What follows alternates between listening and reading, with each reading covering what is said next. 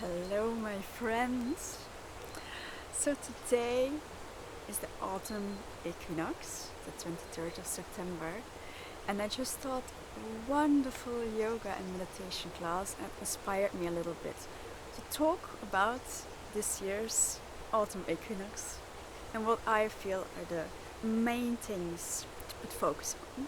So there is already a lot written and said about autumn equinoxes. And I have some general themes here, but there are some things that I feel particularly drawn to this year. Also for me personally, the autumn equinox is the most powerful period of the year. That's a very personal thing. The portal that we are in, I feel it the strongest, and it means for my personal growth, it means the most when I cycle through this year after year after year. And after teaching today's class, I really feel like we should discuss some things that maybe haven't been put much focus on in the way that I feel it this year. So here is my take on the autumn equinox of 2023. So in general, the autumn equinox is that portal of the year where we switch our focus from outside to inside. Okay, that's like the very basic of it.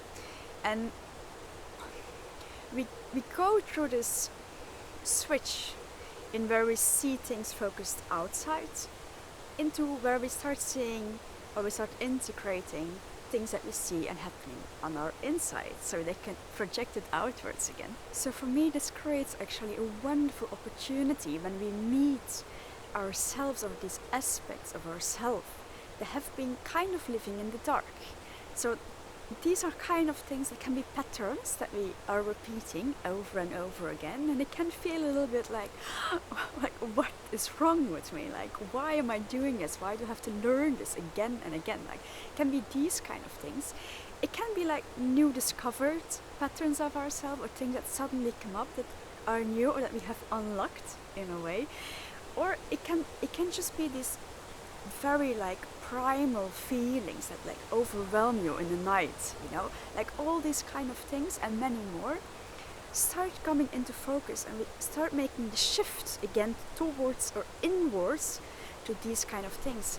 And usually it's not so nice, but it creates this wonderful opportunity, because if we are aware of these things, and awareness is like this is the first stop on your journey on self-improvement and soul development.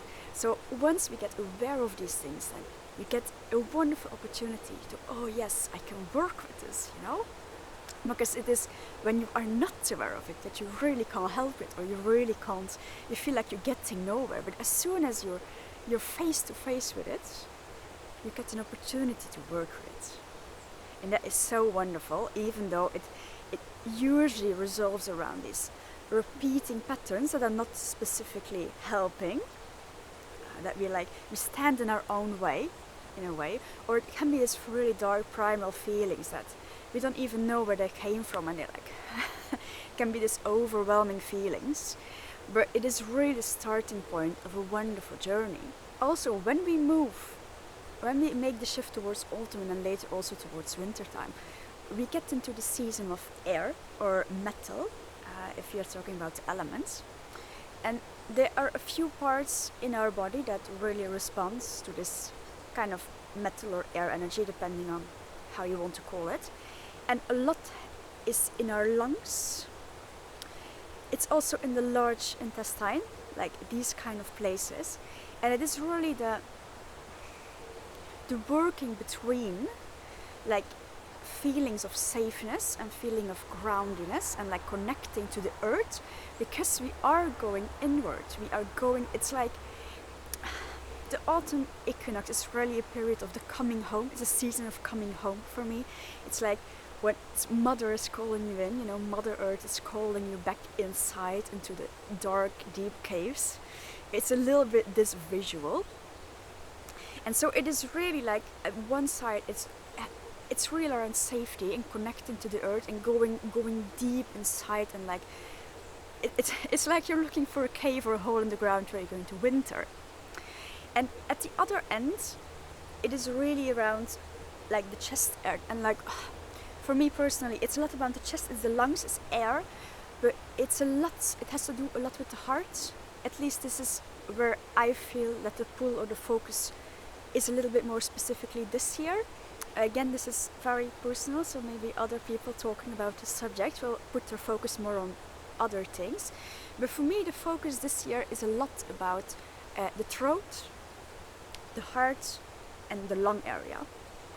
And I feel a lot of themes coming up with health and immunity, the immune system, and what it means to be a healthy person, what it means to have a healthy body, a healthy mind, a healthy soul. And that is really little bit where I feel the pull, or this is also where I put the focus in my class today, like the opening of the heart, the activation of the heart, also about the glands that we find in our throat, the glands that we find on top of the heart, the connection with the hands, like opening these kind of things. And it's a lot about bravery, okay?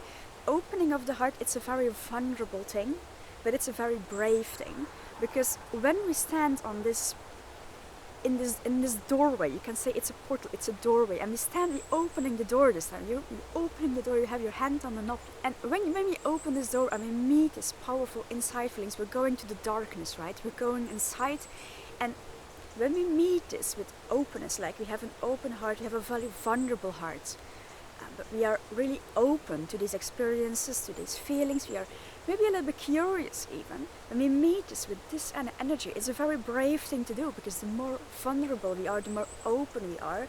Also, the more feelings and the more inputs can come deep into our core. It's also the more feelings and things that we can draw in or like meet, creates also this bigger momentum and this bigger opportunity to work with it. And especially when we meet it this early, like especially the days around today, okay? When you open yourself up and you're working with being vulnerable and curious to these maybe big heavy things that are waiting on the other side of the door, then we are inviting in this momentum and this energy of, okay, we are going to work with this now. I see you, like it's like a meeting, like okay, I see you, I accept these elements, I see these things of myself, and I invite this inward so I can work with it for the remaining 6 months of the year. And the theme of like this like particular theme of opening up the heart, and also combined, it has a lot to do with the immune system for me, particularly this year, because on one side you have of course health of the body, right, and you have health of the mind, then you also have health of the soul. And when you have a good immune system and you are in good health, what does that mean? This is the question that I want you to ask. What does it mean to have a healthy body? What does it mean to have a healthy mind? And what does it mean to have a healthy soul? And I'm not going to talk about wrong and right. Okay, this is a very important nuance. We are not talking about what are bad things and what are good things. This is not what the question is about. The question is not about, am I a good person? Am I doing things good? Am I doing things wrong? I want to put aside this part of discussion, because it's not helping. Believe me, it is not the things of putting things in categories, wrong and right, is usually never really helping when we're talking about spirit and self-development and soul development. Okay, so try to put it aside when you ask yourself these questions. Don't put blame, or don't give yourself stars, like don't reward or like punish yourself when you ask yourself this question. Just be open and curious. What is coming up? What does it mean to have a healthy body? Does it mean to have a healthy mind? And what does it mean to have a healthy soul? And then when we talk about the immune system and being healthy in all these kind of different ways, it's a lot, then we notice it's a lot about resilience. Being healthy, it is not about it's not about the non-existence of viruses and bacteria, for example, right? So these things will always exist. It's about having a good immune system against them, having good resilience against them. And in the same way, it is not about never having bad periods in your life. It's not having darker sides of yourself that are not integrated. It is about meeting both sides, ups and down, positive and negative, light and dark, in a strong and self-resilient way. So what does it mean to be resilient? That is a really good question here. And it has a lot to do with self-awareness. That's the most important thing, when we see sides of ourselves, when we accept sides of ourselves. And it has a lot to do with being strong in our core, like standing strong in our core, nonetheless what we meet on our paths. So we meet this with openness, with curiosity, and with vulnerability. We are being brave in that we are allowing ourselves to experience it all. We are not pushing away, even though things are difficult or things are easy. Things are difficult and things are easy. We are being resilient and we are strong in our core. This doesn't mean to be healthy. So if you look at the physical body, being in good health, if I draw this discussion a little bit further there, it means that you are very self-aware of how things are feeling in your body. You are aware of all those different body parts, inside the body, outside the body, and how does these things feel? What are your signs? You're getting to know your personal signs. What maybe some things are flipping a little bit more to one or the other side, and you notice what signs is your body giving when certain things are a little bit out of balance. And then, do you know yourself enough to know what the next steps are to bring yourself back into balance? Like, do you know what you have to eat or drink? What kind of foods or what kind of herbs work for you specifically when your body is giving you these signs? Are you in cue with your hunger signs? Are you in cue with when do you feel tired? When do you need to rest? Do you notice in your body when you should move more? Are you aware of all these things? And are you getting more aware when you progress upon this path? Because getting aware of one thing opens the door to getting aware of more things. So are you also progressing? And then what does it mean to have a healthy and resilient mind? Do you recognize when your mind is taking over? Do you recognize when there is this self-dialogue going on? That's maybe not always so helpful, the one that's talking you down, the one that's very self-critical. But on the other hand, it can also be the opposite, right? When you're maybe being a bit too positive about certain things, okay? So do you recognize the mind as a part of yourself, and do you not have an over-personification of the mind? Okay, you are more than your mind. Do you recognize this? Can you distance yourself from your mind? Are you resilient enough to stand still and strong in yourself while your mind is going on around here? And this is something that yoga is very helpful with. Okay, it's of course also for the physical body, it's getting to know your body and making the body-mind connection. Yes, of course, but in my perspective, also doing yoga, and especially Kundalini yoga, okay, just going to talk shop here, it's a very good tool to making yourself more resilient and more self-centered when it comes to all these aspects of the mind. So are you healthy in this aspect, and are you also progressing on the path? It's not only mean that you stay centered and you just stay like this. It's a moving self-centeredness, like you're moving forward, and as you move forward, there's more and more and more that becomes accessible to you, and there's more and more resilience that you are building, and being resilient and seeing the mind, being aware of the mind. And what does it mean to have a healthy soul? It's a bit more subtle. Okay, it's a bit more subtle. It has, how healthy is your magnetic field? How healthy are your boundaries? Are you self-aware of your boundaries? And are you also self-aware enough that these boundaries are constantly moving over time and thus defining what you see as you? It has a lot to do with detachment, but a healthy sort of detachment. What does it mean to have a healthy detachment from things? It is not to have an over-personification.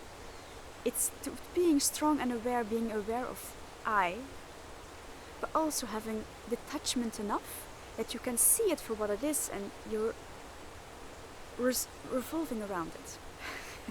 If this makes any sense, of course, just like sit with it, okay? Just ask yourself these questions and sit with these thoughts. The answer is not going to come from just listening to me. You have to really like internalize it and meditate on it to know what it means for you. And these days are very powerful for that. So please ask yourself the question, like sit with it, okay? And having a healthy soul and healthy soul development, then you will actually very quickly realize everything. Of course, everything is a mirror, right? So, and especially other humans. We are human. We are people in this life, and it is not our purpose to detach from that. Okay, we are here to experience in the way that we are here. So, like, take it with both hands, and especially in meeting other people. This is where real soul development grows, because these aspects that we see in other people, the things that come forward and how we perceive interactions with, relations with, seeing these other people, seeing society around us, seeing all these different relationships we have, different maybe random people we meet. This is how we gain more awareness of ourselves. What are things that are where you feel really drawn to, right? Like whose connection or which kind of relationships and which kind of people and which kind of aspects of society do you really feel, yes, this works for me, I really feel like positive. Okay, this is one sign. But the sign is as much true on the other side. What is triggering you? What aspects of society and what kind of people do you really feel like take your energy away, trigger you, makes you angry, makes you scared? Like we have to see them both sides and take both of them as much as an invitation. Or there are a lot of people who feel like I don't fit into society. Like society takes, or a lot other people, meeting a lot of other people takes my energy from me.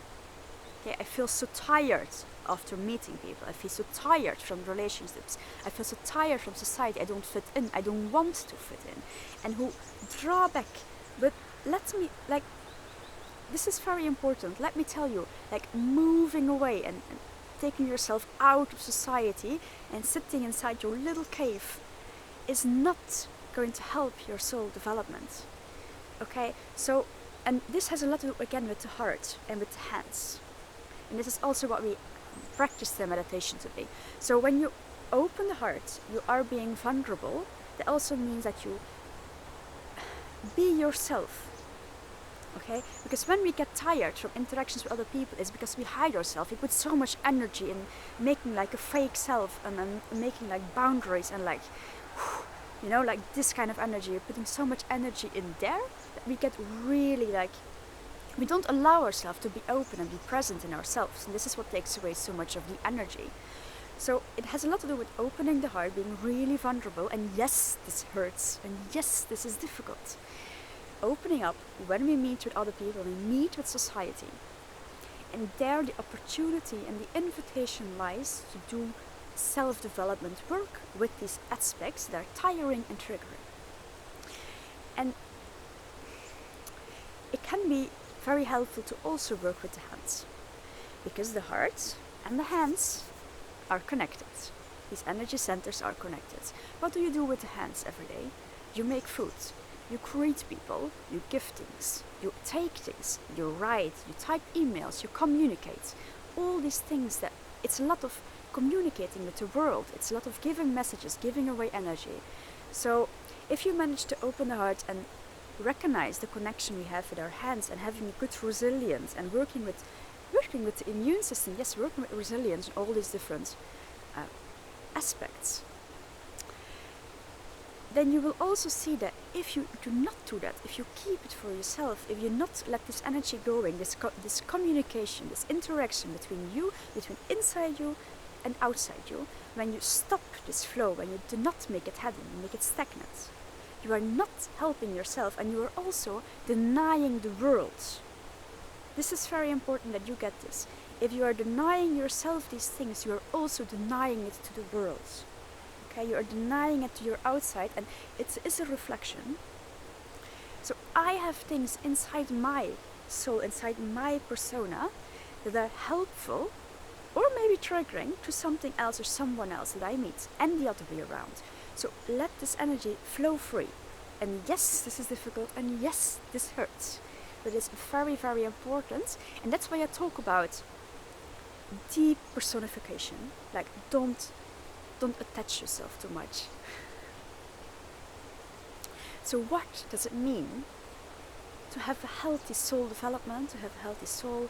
It is to participate and practice these relationships, the one that you have with society, the one that you have with other people, the one that you have with the world, the one that you have with yourself. And this is really where the theme of this autumn equinox lies for me. So I'm going to wrap up here. I can keep talking, but I don't want you to get too bored of listening to me for so long. So I think I have set the most important themes, the most important things that I feel are very important during this autumn equinox in this year. It is to work with, try to wrap it up real quick, to work with the connection between everything that sits in the lungs, everything that makes air, so lungs, also the heart, the glands on the heart, immune system, the hands, being open, being self-resilient, working with resilience and with immune system, both for the body, the mind and the soul. It is to recognize that your interaction with the world is both helpful for yourself and for other people, and it's to get this communication going, get the flow of communication going, okay? Be brave, be open, and at the same time, it is very important to this season, I said it all the way in the beginning, of keeping yourself centered and earthed. Make the connection with the earth. Make sure that you are centered in yourself. And this will help with detachment from all these things going on and this communication going on. So this communication has to go, has to flow, but you keep yourself centered and connected to the earth. These are the two things I wish for you to think about, to ask yourself, maybe meditate upon. It has been really nice talking to you. I hope you have a really wonderful day. And then we might see you again soon. Bye. Also, can we just appreciate how beautiful it is today? I'm just in the forest outside of my house, and it's one of these perfect autumn days where most leaves are still on the trees. I mean, not the ones behind me because they are quite low, but the ones that are a bit higher up, and they have this wonderful colors, and we have this, the weather is like going all kind of directions the last weeks. It is a lot of sunshine and rain combined, and wind and colors, and so many rainbows. I have been seeing so many rainbows. It's so beautiful.